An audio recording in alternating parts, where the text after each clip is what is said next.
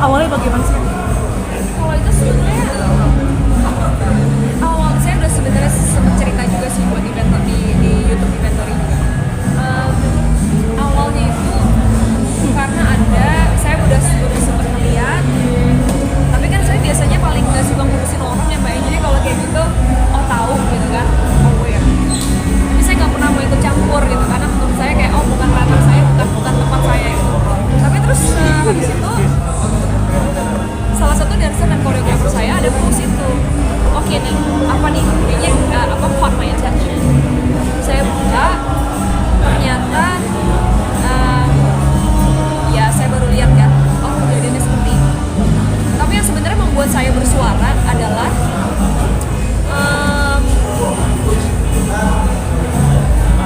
awalnya sekolahnya itu ada kesan seperti cuci tangan gitu. Ada, kalau sekarang captionnya udah ganti ya. Tapi yang sebelumnya tuh minta maaf dan bahkan ngomong kalau oh ini bukan istilahnya kita nggak ikut andil, ini semua keputusan siswa-siswinya. Buat saya agak kecewa pada saat lagi ngeliat itu karena buat saya sekolah itu harusnya menjadi salah satu support system yang selain keluarga ya kan, selain rumah, anak-anak itu yang sekolah menghabiskan banyak waktunya di sekolah, artinya sekolah itu harusnya menjadi support system ya kan. Nah pada saat lagi saya ngeliat bahwa support systemnya itu failed menjadi sistem yang mensupport anak-anak, saya kayak okay, now I have to say something. Ngomongnya juga bukan ngejudge ya, tapi ngomongnya lebih mengingatkan, kalau boleh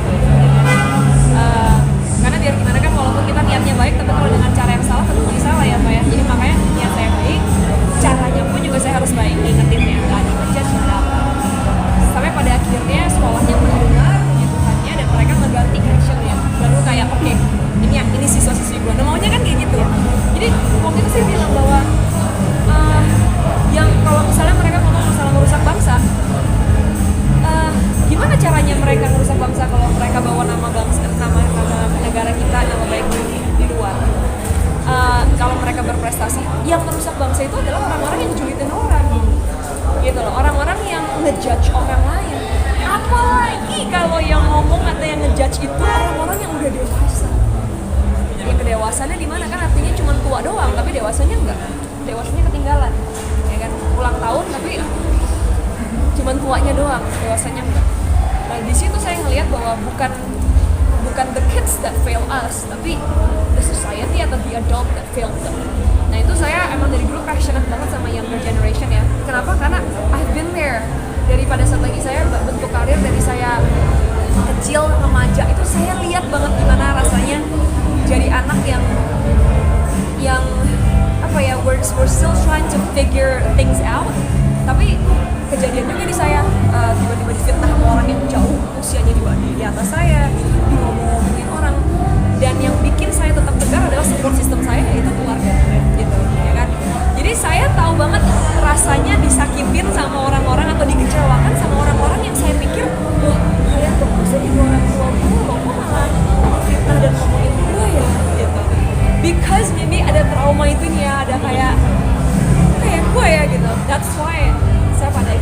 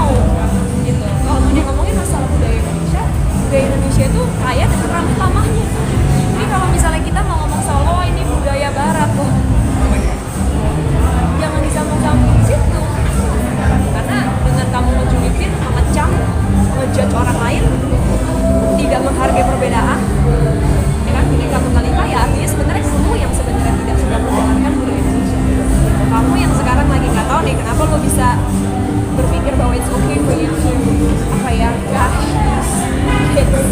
Nah itu sih yang agak kayak Tapi melihat skill itu mengalami trauma seperti ini, cara kamu keluar untuk dari ini seperti apa? Cara kamu ya apa ya kalau saya dulu pernah bilang pembalasan dendam paling kejam adalah kasih mereka lihat prestasi kamu. Jadi pada saat saya lagi sakit hati, saya justru kayak oh lihat tarik. Jadi malah saya jadi lebih rajin, saya lebih giat, saya lebih banyak belajar. Tapi kan maksudnya tidak semua orang bisa kan? Tidak semua orang pada akhirnya punya mental atau punya privilege yang didukung sama keluarga.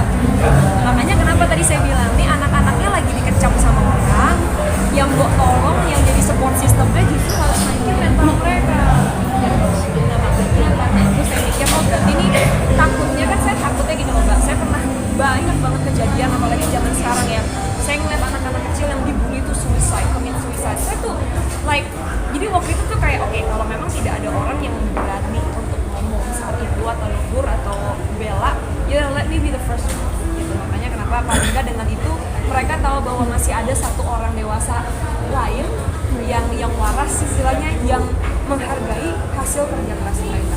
Dan puji Tuhan ya setelah itu kan pada akhirnya orang lain juga kasih komentar positif. Melihat prestasi mereka sendiri seperti apa?